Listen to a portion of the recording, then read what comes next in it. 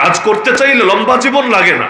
কেউ যদি আসলে কাজ করতে চায় লম্বা জীবন লাগে না, আর কাজ যদি না করতে চায় 1000 বছর জীবন পেলেও কাজ হয় না। কত মানুষ এমন আছে 100 বছরের জীবন পেয়েছে, তার অর্জন কি? আল্লাহ যদি আপনার কপালেও লিখে রাখে, আপনার কপালে যে আপনার হাত ধরে এদেশের আকাশেও একদিন কালেমার পতাকা পথ করে উঠবে, এরপর যদি র চায়, মোসাদ চায়, সিআইএ চায়, পৃথিবীর সব এজেন্সি চায়, এমনকি সব রাষ্ট্র চায়, সব সরকার চায়, যে কোনো ভাবে আপনাকে হত্যা করবে, আপনাকে মেরে ফেলবে, আপনি নিশ্চিত থাকতে পারেন পৃথিবীর সবাই মিলেও চেষ্টা করে পারবে না আপনাকে মারতে।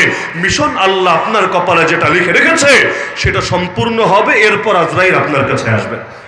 কিছু মানুষ মুনাফিক হয়ে গিয়েছে, ওদের সাথে হাত মিলিয়ে নিয়েছে। এমনকি যেই সময় প্রথমবার খেলাফত পতন হয়, খলিফার বিরুদ্ধে তার নিজের প্রধানমন্ত্রী হালাকু খানের সঙ্গে হাত মিলিয়ে কাজ করেছে।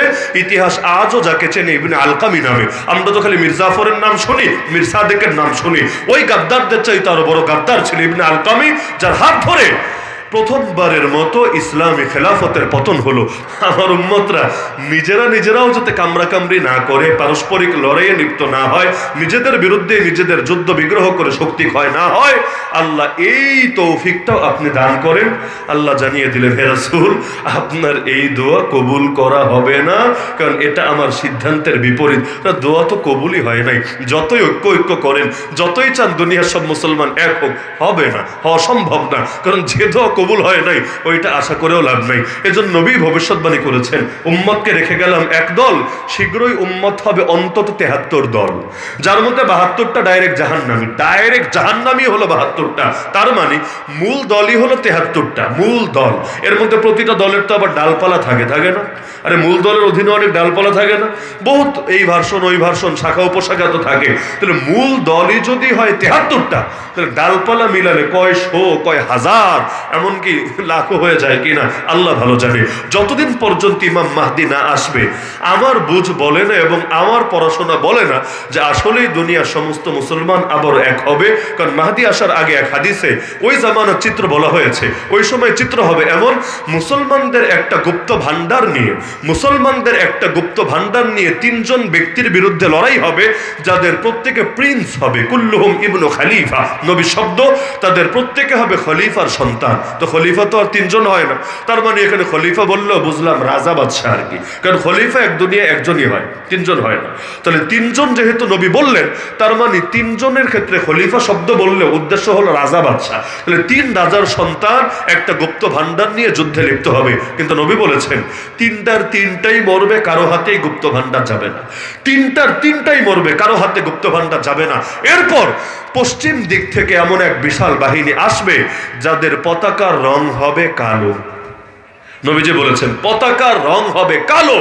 সুম্মা ইয়াকতুলুনাকুম কাতলান লাম ইউকতালহু কওমুন, নবী বলেন তারা তোমাদেরকে এমন মারবে, এমন হত্যা করবে, পৃথিবীর ইতিহাসে কোনো জাতির এত হত্যা করা হয় নাই, এই হারে তোমাদেরকে হত্যা করবে। তার মানে কালো রং দেখলেই সবসময় নিরাপত্তার প্রতীক ভাবার সুযোগ নাই।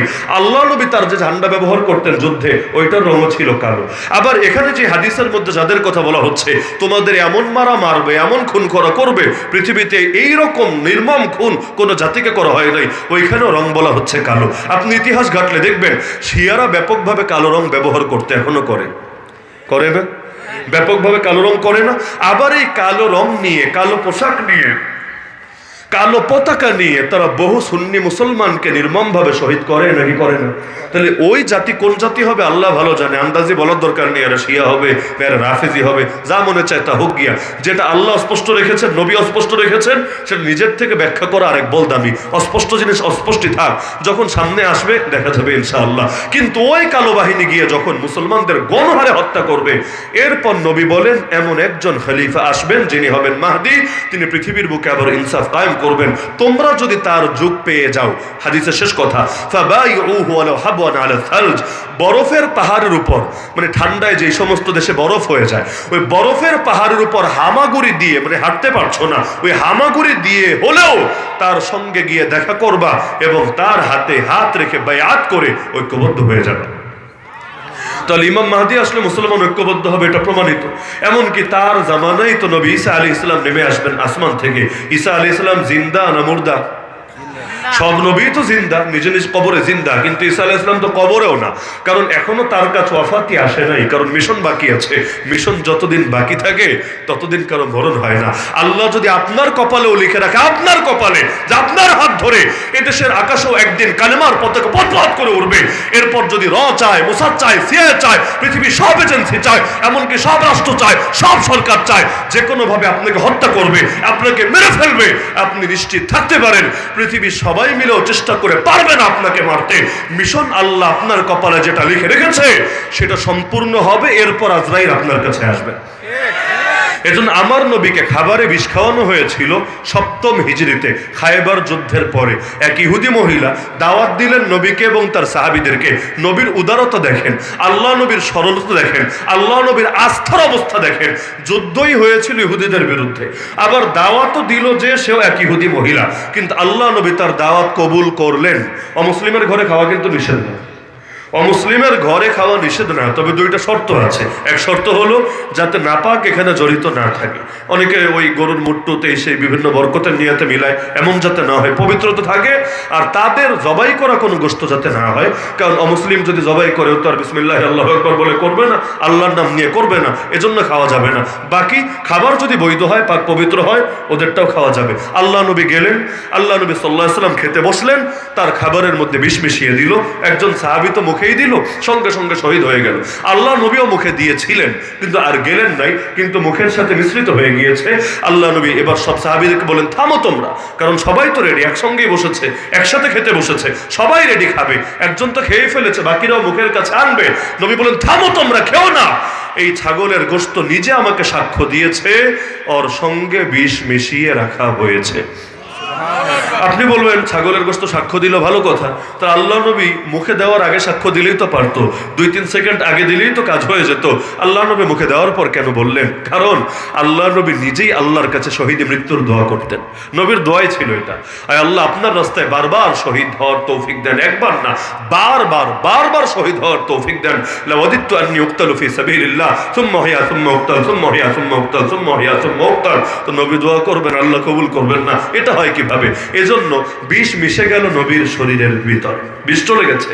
কিন্তু মিশন যেহেতু এখনো পরিপূর্ণ হয় নাই, এখনো 30 পারা কোরআন নাজিল হয়ে সারে নাই, এখনো ইসলামের অনেক বিধান বাকি আছে, বিধানগুলো শেষ হয় নাই। এজন্য বিষ ঠিকই ঢুকেছে, কিন্তু আমার আল্লাহ বিষকে বলে দিলেন, বিষ তুই থেমে যা, নিজের প্রভাব বিস্তার করিস না, শরীরের মধ্যেই থাক, বের হওয়া লাগবে না, শরীরেই থাক। কিন্তু মিশন যখন পুরা হবে আমি আদেশ দিব তোকে, এরপর বাকি কাজ হবে। আমার আল্লাহ আগুনকে যদি বলে দেন, আগুনেরও কিছু করার থাকে না। কুলনা ইয়া নারু কুনি বারদাম ওয়া সালামান আলা ইব্রাহিম। আমার আল্লাহ যদি ছুরিকে বলে দেন, ছুরিরও কিছু করার থাকে না। এত ধারালো ছুরি ইসমাইলের গলা কাটতে পারে না। আমার আল্লাহ যদি মাছকে বলে দেন, মাছ, আরে সমুদ্রের মাছ 40 দিন পেটে রেখেও ইউনুস আলাইহিস সালামকে গিলতে পারে না। আমার আল্লাহ যদি জমিনকেও বলে দেন, ইনশাআল্লাহ গোটা অমুসলিম শক্তিকে ধ্বংস করে ইসলামের বিজয় ঘটাতে 1 সেকেন্ড টাইমও লাগবে না। সব তো আমার আল্লাহর হাতে, আল্লাহ তো জাস্ট পরীক্ষা নিচ্ছে। না হলে এমন না জগতের সবকিছু আল্লাহ নিয়ন্ত্রণের বাইরে চলে গিয়েছে, সব নিয়ন্ত্রণে আছে, জাস্ট পরীক্ষা করছে। পরীক্ষা যখন আল্লাহ চাইবেন আদেশ আসতে দেরি, বাস্তবায়ন হতে দেরি না। তাহলে বিষ খেলেন 7ম হিজরিতে, ওই বিষের প্রভাব জাহের হলো 11 হিজরির রবিউল আউয়াল মাসের 12 তারিখে। তাহলে কই 7 কই 11, মাঝখানে এত বিশাল টাইম। আল্লাহ নবী কিন্তু দুনিয়ার বুকে স্বাভাবিকভাবেই ছিলেন। হ্যাঁ, বুখারীতে আছে শেষ টাইমে বিষ এমনভাবে শরীরে ছড়িয়ে গিয়েছে, আল্লাহ রাসূলের বড় কষ্ট হয়েছে। এমনকি নবী নিজে বলেন যে আমার একটা গলার রগ পর্যন্ত ছিঁড়ে গিয়েছে এই বিষের প্রভাবে। এত ভয়ঙ্কর বিষ, এত ভয়ঙ্কর। কিন্তু 3-3টা বছর বিষ কিচ্ছু করতে পারে নাই, কারণ আমার আল্লাহর আদেশে থেমে থেকেছে। তাই নবী ঈসা আলাইহিস সালামের মিশন শেষ না বাকি আছে? কি মিশন বাকি?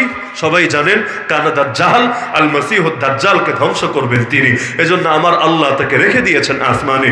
ইমাম মাহদি ফজরের নামাজে দাঁড়াবেন, ইকামত হবে, আল্লাহু আকবার বলতে যাবেন, এমন সময় দামেস্কের জামে মসজিদ, যেই মসজিদের নাম হলো জামে উমাউই, সেই মসজিদের মিনারার নিকটে 2 জন ফেরেশতার কাঁধে ভর করে আল্লাহ নবী ঈসা আলাইহিস সালাম নেমে আসবেন।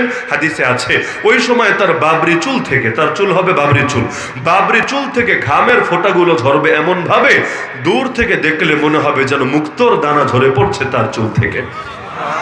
তিনি যখন আসবেন ইমাম মাহদি দেখবেন, আর এই ইলম তো তার আছে, হাদিস তো তিনি পড়েছেন যে তার জামানায় নবী ঈসা আসবেন। তিনি দেখে আল্লাহু আকবার না বলে একটু অপেক্ষা করবেন, নবী ঈসা আলাইহিস সালাম আসবেন। এরপর এটা দেখে ইমাম মাহদি একটু পেছনে সরে আসবেন। বড় হুজুরকে দেখলে অনেক সময় জায়গা ছেড়ে দেয় না যে হুজুর আপনি নামাজ পড়ান, ইমাম মাহদি পেছনে চলে আসবেন। তখন আল্লাহ নবী ঈসা আলাইহিস সালাম তাকে বলবেন, আরে না, ইকামত দেওয়া হয়েছে তোমার জন্য, আর নামাজটা তুমিই পড়াবা, এটাই আল্লাহর ফয়সালা। কেন জানো? তাকরিমাতাল্লাহি লিহাযিহিল উম্মাহ, আমার আল্লাহ উম্মতকে সম্মান দিয়েছেন, এই মুহাম্মদ সাল্লাল্লাহু আলাইহি ওয়াসাল্লামের উম্মতকে সম্মান দিয়েছেন। তাদের উম্মতের একজন হবে ইমাম, আর আমি হব তার মুক্তাদি। সুতরাং নামাজ পড়াবা তুমি, তোমার পেছনে নামাজ আদায় করব আমি। আমরা বুঝলাম উম্মতের গুরুত্ব কি, কিন্তু নবী ঈসা আলাইহিস সালাম বুঝবেন এবং ইমাম মাহদিকে নামাজের মধ্যে দিবেন। অবশেষে তার জামানায় নবী ঈসা আলাইহিস সালাম তার কাজকে সম্পূর্ণ করবেন।